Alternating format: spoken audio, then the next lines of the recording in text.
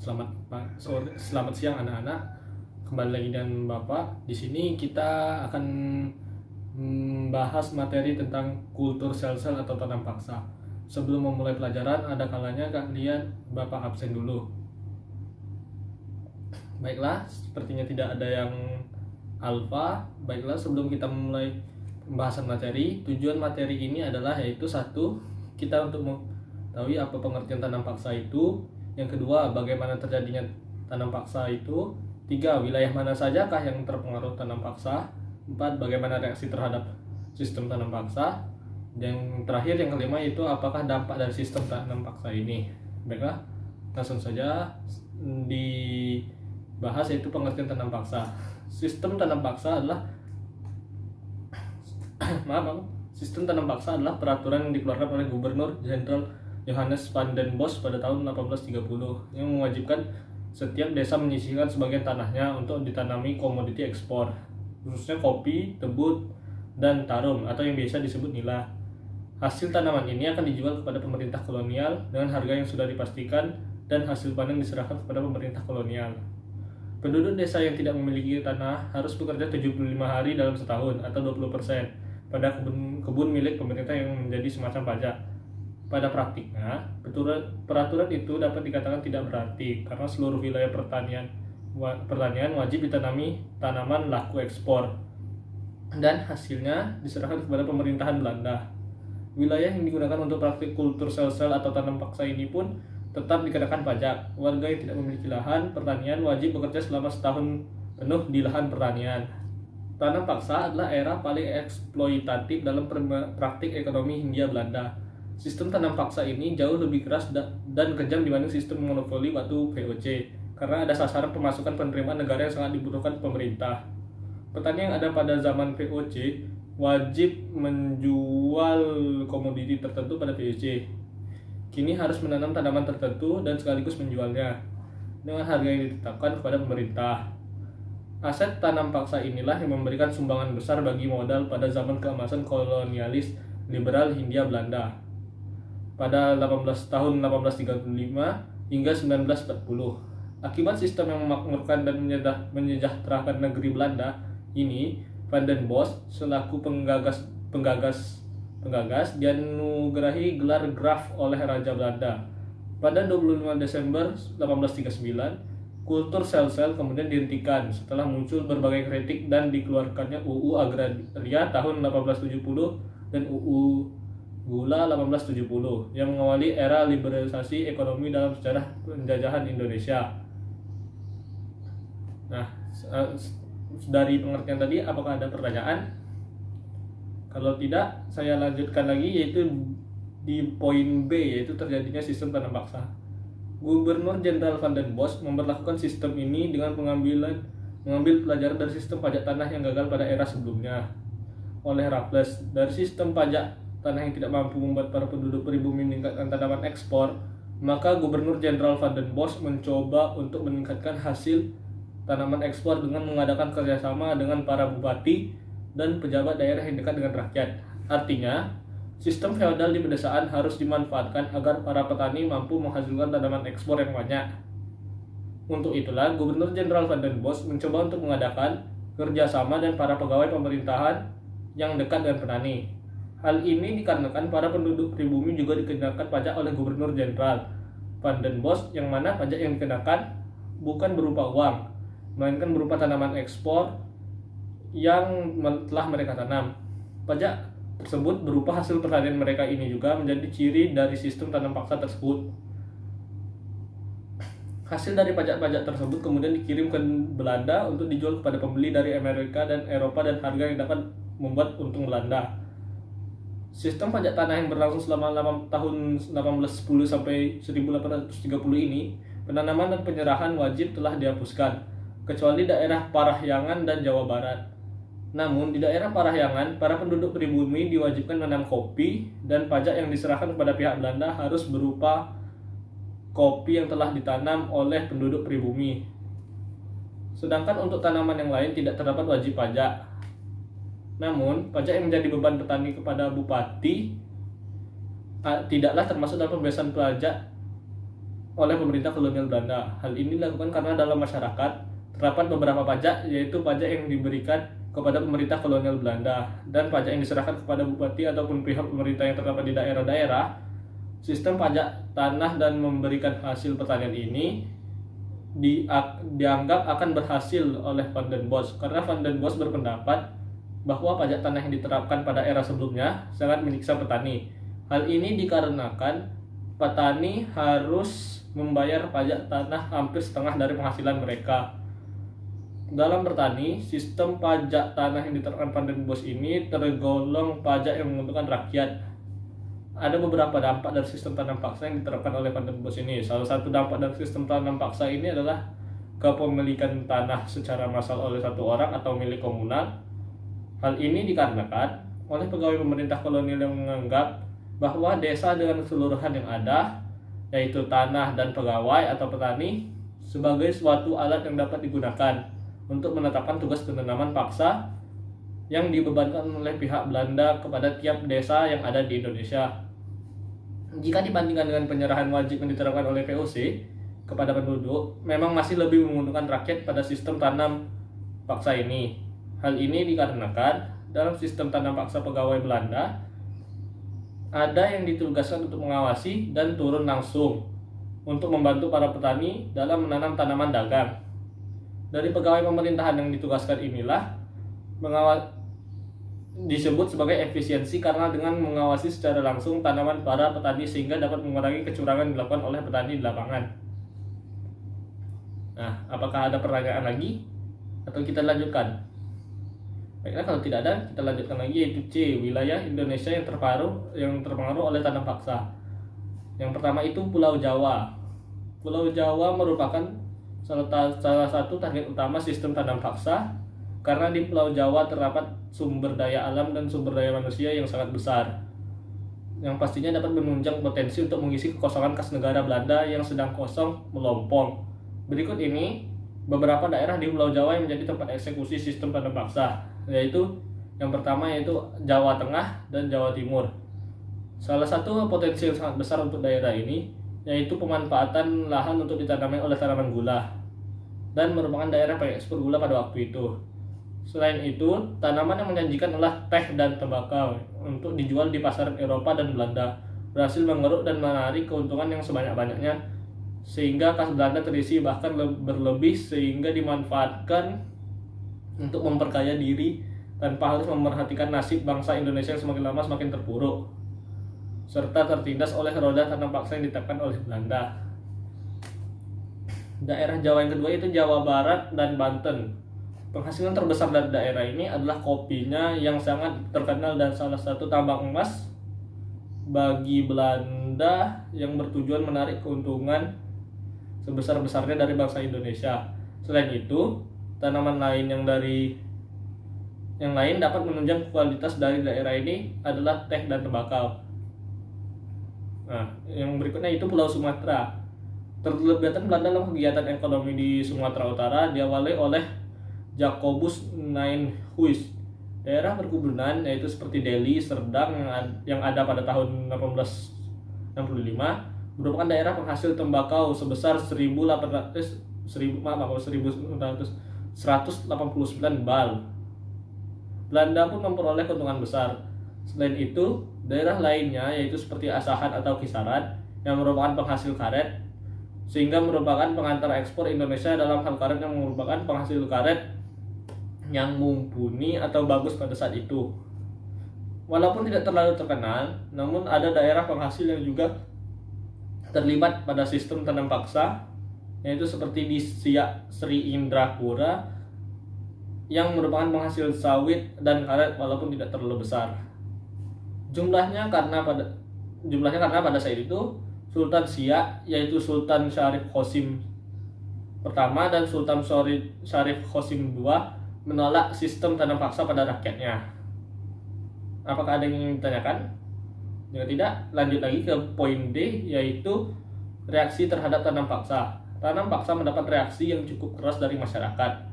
Reaksi ini datang dari Douwe Dekker dan Baron van Houvel serta Frans van de Putte. Nah, ini salah satu itu alasan dari Dawes Dekker yang menentang, yaitu atau reaksinya terhadap sistem tanam paksa. Itu yang pertama dari Dawes Dekker itu ya ada, beliau menulis pada tahun 1860, beliau menulis buku Max Havelaar yang berisi tentang penderitaan bangsa Indonesia akibat pelaksanaan tanam paksa ini. Dalam menulis buku tersebut, ia menggunakan nama samaran yaitu Multatuli. Nah, yang kedua yaitu Baron van Hove dari tahun 1812 sampai 1879 dan Frans de van de Putte. Baron van Hove merupakan salah satu seorang anggota Parlemen Negeri Belanda. Ia sempat beberapa tahun menetap di Indonesia, yaitu di Batavia. Bersama dengan Frans de Putte, ia menentang sistem tanam paksa lewat Parlemen Belanda. Van de Putte menulis buku Suiker Kontrakten atau kontrak gula. Nah, poin berikutnya itu dampak dari sistem tanam paksa ini. Nah, yang dampak pertama itu yang ada di tanah dan tenaga kerja. Pelaksanaan sistem tanam paksa telah mempengaruhi dua unsur pokok kehidupan agraris pedesaan Jawa, yaitu tanah dan tenaga kerja. Sistem tanam paksa pertama-tama mencaburi sistem pemilikan tanah pendudukan desa, karena para petani diharuskan menyerahkan tanahnya untuk penanaman tanaman ekspor. Tuntutan akan kebutuhan tanah pertanian untuk penanaman tanaman ekspor yang dilakukan dengan ikatan desa telah mempengaruhi pergeseran sistem pemilikan dan penguasaan tanah. Ini terjadi karena berbagai hal, baik karena adanya pertukaran atau pembagian tanah-tanah pertanian untuk pemerataan pembagian kewajiban menyediakan tanah dan kerja kepada pemerintah, maupun karena kecenderungan perusahaan pemilikan tanah perseorangan menjadi tanah komunal desa. Selain tanah, sistem tanam paksa membutuhkan penggerahan tenaga kerja rakyat secara besar-besaran untuk penggarapan lahan, penanaman, dan pemanenan, pengangkutan dan pengolahan di pusat pengolahan atau pabrik. Penggerahan tenaga kerja yang dibutuhkan itu dilakukan dengan menggunakan ikatan organisasi desa. Oleh karena itu, sistem tanam paksa menyentuh unsur tenaga kerja dari kehidupan masyarakat agraris pedesaan Jawa. Dalam praktiknya, semua kerja yang dibutuhkan dilakukan dengan sistem kerja paksa. Yang kedua yaitu politik ekonomi uang. Dampak ini pelaksanaan sistem tanam paksa juga besar, artinya dalam mengenalkan ekonomi uang ke dalam lingkungan kehidupan pedesaan agraris. Kehidupan perekonomian desa yang semula masih tradisional dan subsisten secara berangsur-angsur berkenalan dengan ekonomi uang, yakni melalui proses komersialisasi, produksi, pertanian, dan pasaran kerja.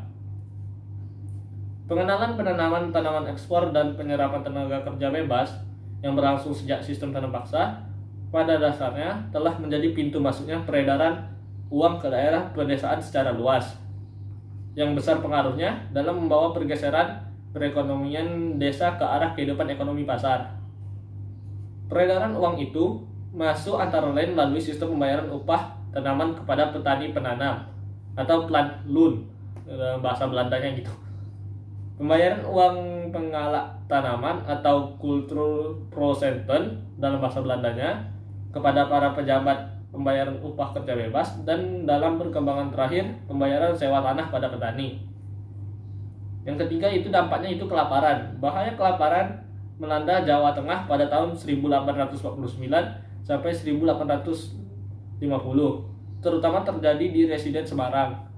Pada tahun 1850, residen Semarang penduduknya berkurang sebanyak 9% sebagai akibat dari kematian dari pengungsian penduduk menuju daerah lain. Sebab yang mendasari terjadinya kelaparan adalah satu, yaitu adalah kesewenang-wenangan pemerintah dan penyalahgunaan para kepala pribumi. Yang kedua yaitu beberapa tanaman pemerintah yang wajib dilaksanakan oleh penduduk seperti kopi, tembakau, tebu, dan nila. Yang ketiga adalah perluasan tanaman nila secara besar-besaran. Tanaman nila ini menuntut lebih banyak tenaga pengerjaan serta memberikan upah sedikit dan lebih merugikan jika dibanding dengan tanaman lain. Melihat kenyataan ini, maka pemerintah melakukan penggantian tanaman nila dan tanaman tebu. Tanaman nila bagi penduduk menimbulkan keberatan besar dan berpengaruh pada harga padi yang sangat mahal. Selain disebabkan oleh pelaksanaan sistem tanam paksa, ada juga sebab lain seperti kegagalan panen, berjangkitnya wabah penyakit, dan sebagainya. Kekurahan bahan makanan secara mengerikan sempat terjadi di daerah Demak dan Grobogan sebagai akibat kegagalan panen karena panen yang ada diserang oleh hama, belalang, dan berbagai praktik pemerasan. Di mana tentang hal ini pihak pemerintah Belanda sendiri tidak pernah memikirkan terhadap akibat-akibat yang mengkhawatirkannya. Di daerah Demak, sengsaraan terjadi karena terlalu tingginya pemungutan pajak tanah dan pelaksanaan dinas-dinas wajib untuk pembuatan benteng yang terlalu memberatkan. Yang keempat, dampaknya itu yang dampak penyakit. Penyakit tampaknya juga berhubungan dengan tempat tinggal dan makanan, serta minuman atau kebiasaan-kebiasaan lain dalam kehidupan budaya orang-orang di desa. Di Kabupaten Demak, Grobogan, dan Semarang, kelaparan menyebabkan banyak kematian.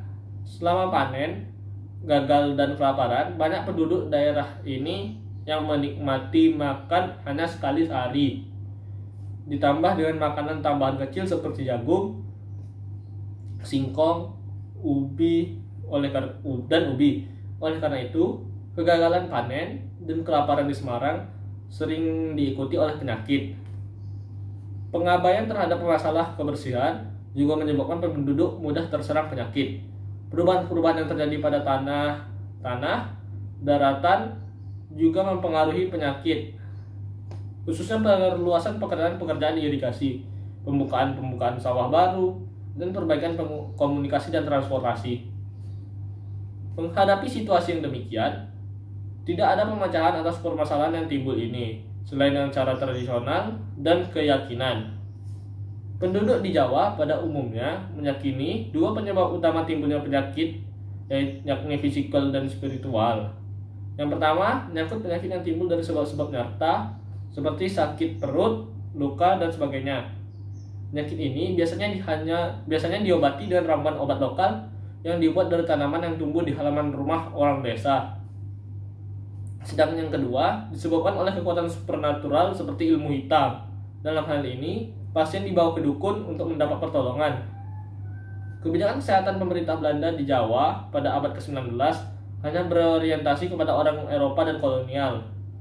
Penekanan dan pelayanan kesehatan lebih ditunjukkan untuk melindungi kesehatan orang-orang Eropa, baik sipil maupun militer, daripada untuk penduduk-penduduk pribumi yang bekerja itu. Fasilitas kesehatan lebih banyak dikonsentrasikan di kota-kota pusat administratif Belanda seperti Batavia, Semarang, dan Surabaya. Penduduk di luar kota berada di luar kepentingan dan bahkan pelayanan pengobatan untuk pribumi pun sangat terbatas karena halangan warna kulit dan biaya. Yang kelima, dampaknya itu ada juga berdampak pada teknologi baru. Secara tidak langsung, pelaksanaan sistem tanam paksa pada dasarnya telah mengenalkan teknologi-teknologi baru, terutama dalam pengenalan biji-biji tanaman perdagangan seperti tebu, indigo, dan tembakau, beserta cara penanamannya.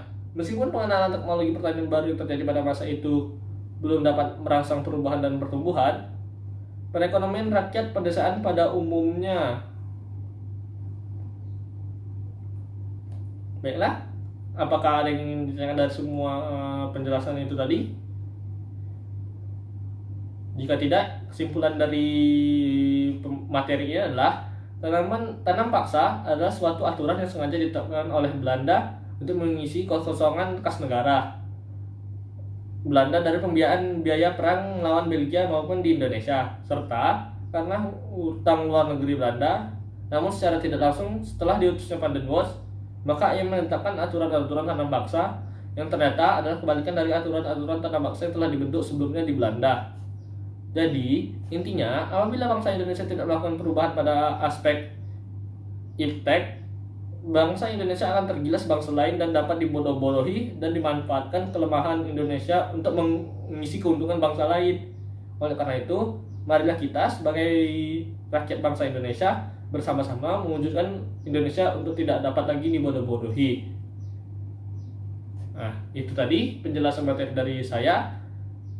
Semoga dapat dicerna dan dipahami. Jadi sekian dan semoga kalian tetap sehat. Wassalamualaikum warahmatullahi wabarakatuh.